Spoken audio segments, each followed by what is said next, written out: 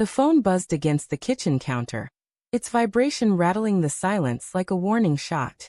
I froze mid-sip, coffee burning my tongue. My wife's name, Lila, flashed on the screen, but the call wasn't for me. It was her phone left face up beside the sink.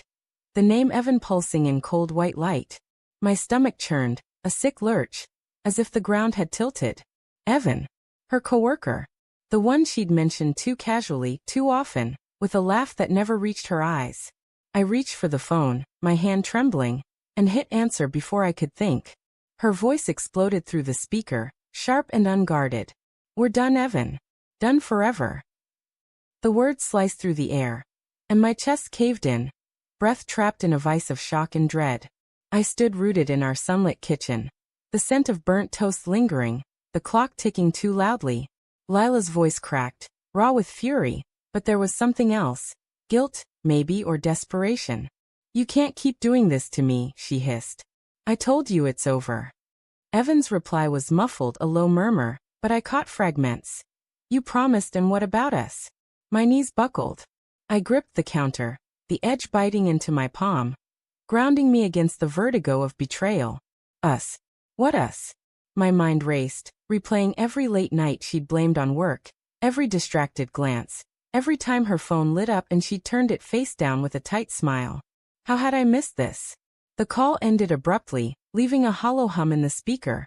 I stared at the phone, my reflection warped in its dark screen.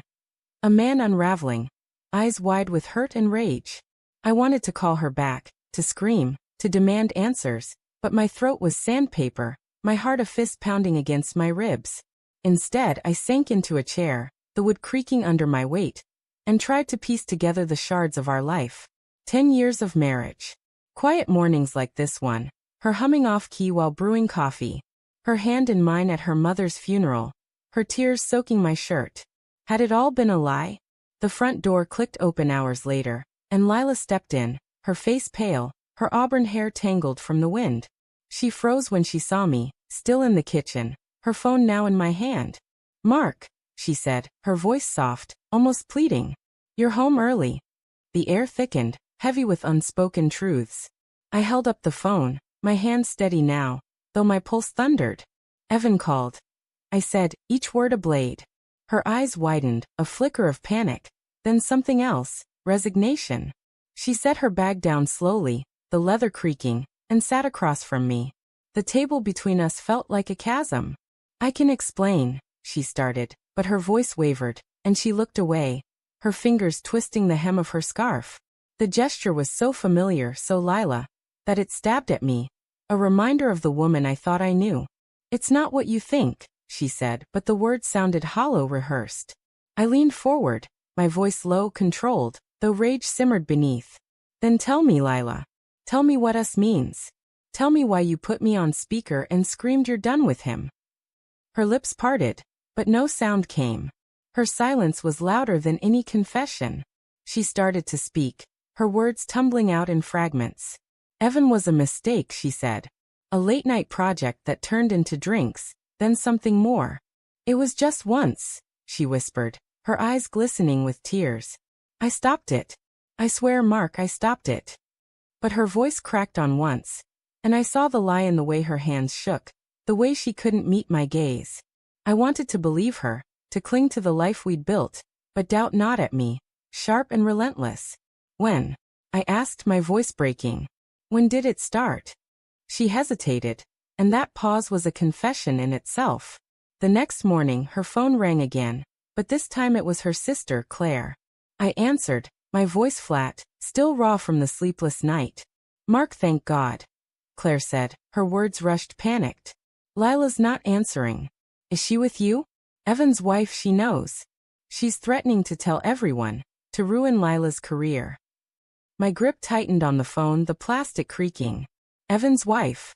The betrayal wasn't just ours. It was a web, tangling others in its threads. I glanced at Lila, curled on the couch, her face buried in her hands. She hadn't told me about Evan's wife. Another secret. Another fracture in the trust I'd once held like a lifeline. "Mark, please," Claire begged. "Talk to her. She's falling apart." I wanted to laugh, a bitter, hollow sound. She's falling apart? I was the one drowning. My world upended by a single call. But I looked at Lila, her shoulders shaking, and felt a pang of something softer. Love, maybe, or pity. I told Claire I'd handle it, though I had no idea how. Hanging up, I crossed to Lila, kneeling beside her. Why didn't you tell me about his wife? I asked, my voice gentler than I meant it to be. She looked up, her eyes red-rimmed, mascara streaking her cheeks. I didn't know how, she whispered. I was ashamed. The days that followed were a blur of tense silences and halting conversations. Lila swore she'd ended things with Evan months ago, that his calls were desperate attempts to pull her back. She showed me texts, deleted voicemails, proof of her rejection, but each revelation felt like a fresh wound. I wanted to forgive her, to rebuild, but every time I closed my eyes, I heard her voice on that call, sharp and final. We're done forever. Why had it sounded so raw, so personal, if it was truly over? One night, as rain lashed the windows, I found a letter tucked in her desk drawer, half finished, addressed to Evan. I can't keep pretending I don't feel something, it read. But I love Mark. I always will. My heart stopped, then shattered. She hadn't sent it. But the words were there, in her handwriting undeniable. I confronted her, the letter trembling in my hand. She sobbed, swore it was old, written before she ended things. But the doubt was a poison now, seeping into every memory we'd shared. The final blow came a week later. Evan's wife sent me a photo, forwarded through Claire, a grainy image of Lila and Evan in a car, their hands entwined, dated 2 weeks ago. Lila's denials crumbled under the weight of that image. She collapsed, admitting to a second lapse, a moment of weakness she couldn't explain. I love you, Mark, she sobbed, reaching for me. But I stepped back, the room spinning, her touch suddenly foreign.